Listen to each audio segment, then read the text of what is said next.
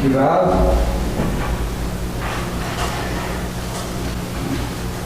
If you're visiting with us, I don't think anybody is. We're going through the book of Revelations very slowly, it seems like, but we're learning all that. So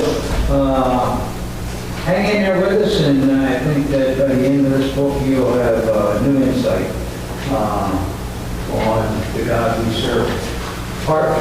This is the second part of chapter 11. And chapter 11 is one of my favorite chapters because it talks about the two witnesses. So last week we did part one, and we just did more of a history lesson where we studied the past, present, future of Jerusalem and the altar and all that sort of stuff. But so that brings us right up to today's first verse, which is verse 3. And it says, I will give power to my two witnesses, and they will prophesy 1,260 days, clothed in sackcloth. Now, in order to understand this, you need to understand that in the Old Testament, Masonic law required that there be two witnesses to validate anything that had to do with Jewish religion. So this, God is kind of going right along with that and sending two witnesses at this time because they're going to validate and prophesy. They're going to validate the sins of the world and all the blasphemy that's going on at the time. Now, everybody always wants to know, who are these two witnesses going to be? That's been the issue for ever since John wrote this book. Well, almost all religious experts believe that one of the witnesses is going to be Elijah because of this verse in Malachi. Malachi 4:5 says, I will send you Elijah, the prophet, before the coming of the great and dreadful day of the Lord. It's in your call to worship this morning.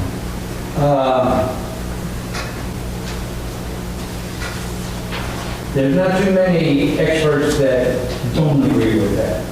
But we'll get more into that in just a minute and what the Jews of Judaism believe. It also says they're going to prophesy for 3.5 years. Most experts say that this is going to be the first 3.5 years of the tribulation period. Understand that we're now into chapter 11 and we're just now hearing about this, something that may well have started all the way back to the beginning. Well, that's the way this book reads. And understand, there's nothing that tells us specifically that it's going to be the first 3.5 years. It could be a third in and then 3/4 out. Who knows? But most everybody believes that this is going to happen in the first half, which we've been studying up now. And we're actually almost to the end of the first half of the tribulation period. It also says that they're going to be clothed in sackcloth. In order to understand this, you need to understand that in the Old Testament, prophets often wore sackcloth whenever they ministered to people who were deeply involved in sin.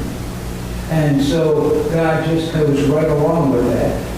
The world in front of these two witnesses are going to be deeply involved with sin. So that's just another reason for it. Another reason for the sackcloth is that the Jews used to mourn in sackcloth back in the Old Testament. And it's believed that when these two witnesses come, especially when they come to a place like Jerusalem, and they confront all these Jews of Judaism with the truth of who the Messiah is and how they totally missed the boat, it's believed that they're going to convert a lot of Jews and that they are going to mourn the loss of all those years of believing what they did. So that's another reason for the sackcloth. Other guesses for who the second guy is going to be, the second witness, runs everywhere from Enoch to John the Baptist to Moses. Personally, Enoch has my vote, and I'll tell you more about that a little bit later. But now I want to talk to you a little bit about the Sanhedrin. You remember the Sanhedrin? They were in Jesus' time, They were the leading rabbis, the high priests, the priests, the elders, that all sat on the board. It was the Sanhedrin that essentially had Jesus crucified because they were afraid of him. And then what they didn't realize, of course, is that Christianity would come alive and would grow and grow and grow and grow and grow. And as it grew, the Jewish religion was getting smaller and smaller and smaller and smaller, because a lot of the conversions were Jewish. So their own religion, Israel, what God started out with, they're shrinking quite a bit. So the Sanhedrin, they kind of faded away. And to the point where they were no longer existing. Well, in 2004, I think, 2004, there were 71 rabbis that got together who claimed that they represented all the 71 districts in Israel. And they started up the Sanhedrin again. Not exactly in accordance with Masonic law, but they started it and it's been going ever since 2004. But according to these 71 rabbis, they believe that Elijah will soon appear to them and tell them the identity of the Messiah. They also believe that it will be a descendant of King David. We already know that.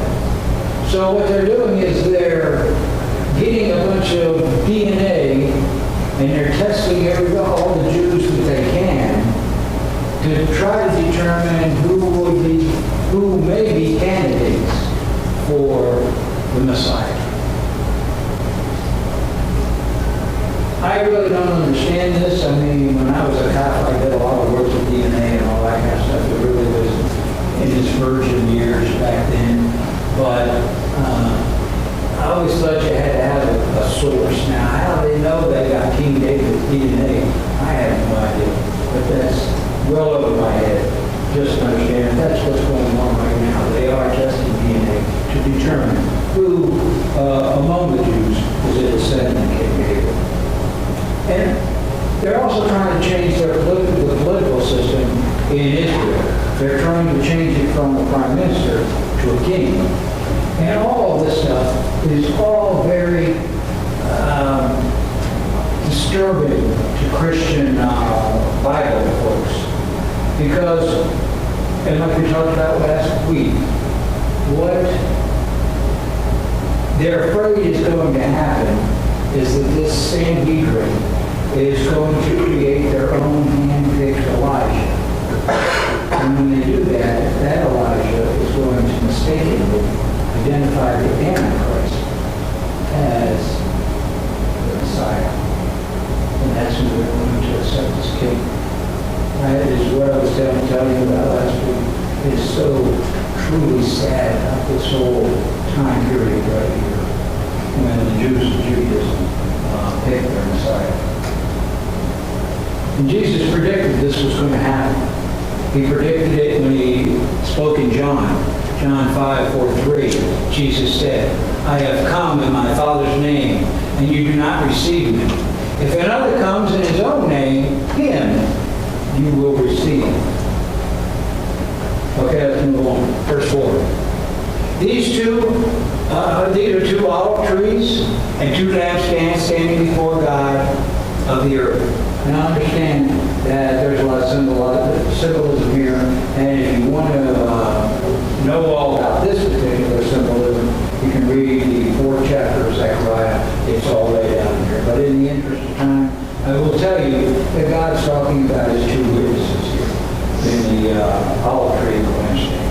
So let's move on to verse 5. Anyone who wants to harm them, fire proceeds from their mouth and devours their enemies.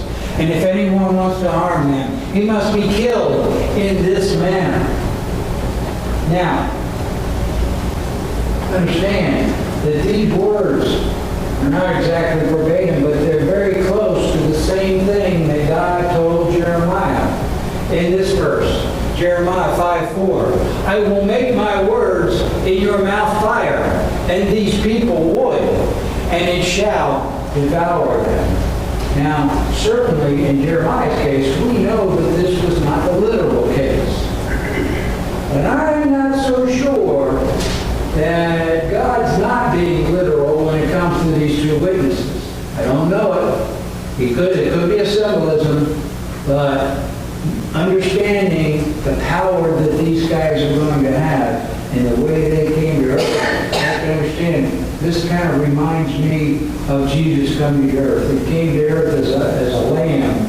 He evangelized as a lamb. He was slaughtered as a lamb. And it's only in the future when he's going to come back as a lion. But these two guys are coming down as lions. They're not going to take no stuff. Not from the get-go. So whether this is symbolism or this is literal, I really don't have any idea, but I think that just maybe it will. These two witnesses are going to have a lot of power. As we see in this verse. 16. They will have power to shut heaven so that no rain falls for the days of their prophecy. And they will have power over waters to turn them into blood. And to strike the earth with all plagues as often as they desire. Wow. I'm going to tell you what, I'd be listening to these guys. But there certainly will be a whole lot to tell. Verse 7. When they first finished their testimony, the beast ascends out of the bottomless, who ascended it out of the bottomless pit, will make war against them, overcome them, and kill them. Now, we're only told in Revelation of two beasts. They are the Antichrist and the false prophet. We're also told that beast is also referred to the political system of the Antichrist, but that's not a reference here. So we're not specifically told that either one of them came out of the bottomless pit, but it certainly makes perfect sense. So right up here, probably what God's talking about, or what John's talking about, is the Antichrist. And understand why the Antichrist, the two witnesses are going to make the Antichrist's life on earth a living hell. All pun intended. They are going to, and the Antichrist, he is going to be hot under the collar. He is going to use all of his satanic government to go after these two guys. And he'll fail and fail and fail again until their time is up. And then he will succeed, as we read in verse 8. And their bodies will lie in the streets of the great city, which is spiritually called Sodom and Egypt, where also our Lord was crucified. Now, I'll just cut to the chase and tell you this, that he will die in Jerusalem. That's where Jesus was crucified. As far as the other references, understand that in Isaiah's time, Isaiah was referring to Jerusalem as so bad that they were just like Sodom and Gomorrah. That's where the Sodom comes from. And in Ezekiel's time, Ezekiel referred to Jerusalem as so bad. It was kind of like all the adulterous and idolatrous things they do is just like they do in Egypt. So that's where the references all come from. But these two guys are going to die in Jerusalem. You know, and I think this would be a good time to maybe emphasize or point out to you that billions and billions and billions and billions of men are going to have walked this earth since the beginning of time. And there is not a single detail of their lives, including you today, that escapes God's notice. Everything, every single thing, he knows. I don't think, I hope he didn't see that. Because he saw it, I guarantee he saw it. Of all the people who all ever lived and ever will live, not a single detail is going to miss or escape God's notice. So understand that. 9. Then those from the peoples, tongues, tribes, and nations will see their dead bodies 3.5 days, and not allow their dead bodies to be put into graves. Now, understand that this is the type of verse that totally baffled our forefathers. And it's just like us, when we read things today that are outside of our understanding or outside of our knowledge, that are going to happen in the future, we're baffled. Well, this is the type of thing that baffled our forefathers, because it is only in our generation that the technology of international telecommunications has become a reality. This is going to happen. Television cameras are going to be focused on these two guys for 3.5 days around the clock. We've seen this in other situations before, like 9/11, had continuous coverage, and all this, many catastrophes have had continuous coverage. That's what's going to happen then. That's why the world is going to be able to see their dead bodies for 3.5 days. Understand that these two guys are going to have been successful in evangelizing a lot of new Christians. But they're not going to be so much in focus because they're going to be in hiding, because they have a bounty on them. The Antichrist is hot on their trail. And I say all this so that you realize these television cameras are going to be focused on these two guys for 3.5 days. And during that 3.5 days, the whole world, other than those few new Christians, the whole world is going to be celebrating. They're going to, as one commentator put it, he says it's going to be like an Antichrist Christmas. We'll read it in verse 10. And those who dwell on the earth will rejoice over them, make merry, and send gifts to one another, because these two prophets tormented those who dwell on the earth. And that's exactly the way it's going to happen. For the 3.5 years they're here, they're going to torment with those plagues and lack of rain and changing water into blood. They're going to torment all those people who don't want to conform. Now, there's another reason that God chose 3.5 days, or there is a reason that God chose 3.5 days. In the Old Testament, medicine being what it was, you have to understand that they weren't really sure that you were dead until you hadn't moved in about 3.5 days. Then they were sure. As a matter of fact, they used to lay you someplace in fabulous places and all that kind of stuff. But they used to tie a little bell on your finger or your toe, and if the bell went off, you weren't dead. The punchline here, of course, is that is exactly where we get to say, saved by the devil. So anyway, the whole world's going to be celebrating thinking they have won. And then, after 3.5 days, they're going to see this, verse 11. And after 3.5 days, the breath of life from God entered them. And they stood on their feet, and great fear fell on those who saw them. And the world is going to see them. Everybody's going to see them. Those television cameras are not going to miss a bit of this. Everybody's going to see this. This is so very high.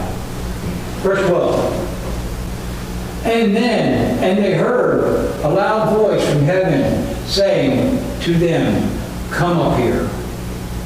And they ascended to heaven in a cloud, and their enemies saw them. Understand that this is why Enoch is my pick for the second witness. Because in the Christian Bible, there are other versions, but in the Christian Bible, there are only two people that ever lived who didn't die before they ascended into heaven, and that was Enoch and Elijah. And to me, it's just kind of like God is going to button everything up so that he can say, nobody ever lived that didn't die a mortal death. So that's just my reason why I think the second witness is going to be Enoch. Anyway, let's continue with 13. And in the same hour there came a great earthquake, and a tenth of the city fell. In the earthquake 7,000 people were killed, and the rest were afraid and gave glory to God of heaven. Wow, finally. After 3.5 years, after these guys died, after the people see them raised, after they ascend into heaven, after there's an earthquake, 7,000 people die, finally, people around the world are going to wake up and they're going to notice, oh my goodness, maybe this God is the God of the world. Maybe this Jesus is the Messiah. Finally, after all this time. 14. The second woe was past. Behold, the third woe is coming quickly. 15. Then the seventh angel sounded, and there were loud voices in heaven saying, the kingdoms of the world have become the kingdoms of our Lord and his Christ, and he shall reign forever and ever. And at this point in our story, the 24 elders, they all sing a heavenly song of praise to God. And then we finish the chapter with this verse. Then the temple of God was opened in heaven, and the ark of his covenant was seen in his temple. And there were lightnings and noises and thunderings and earthquakes and great hail. I gave a lot of thought to this last verse. And to me, it's the conclusion of this chapter. And to me, it's kind of like God is saying, this is the beginning of the end. Amen. Amen. All right. If you turn your hymnals now, your communion and offering hymn, it's number 325. He's got the whole world.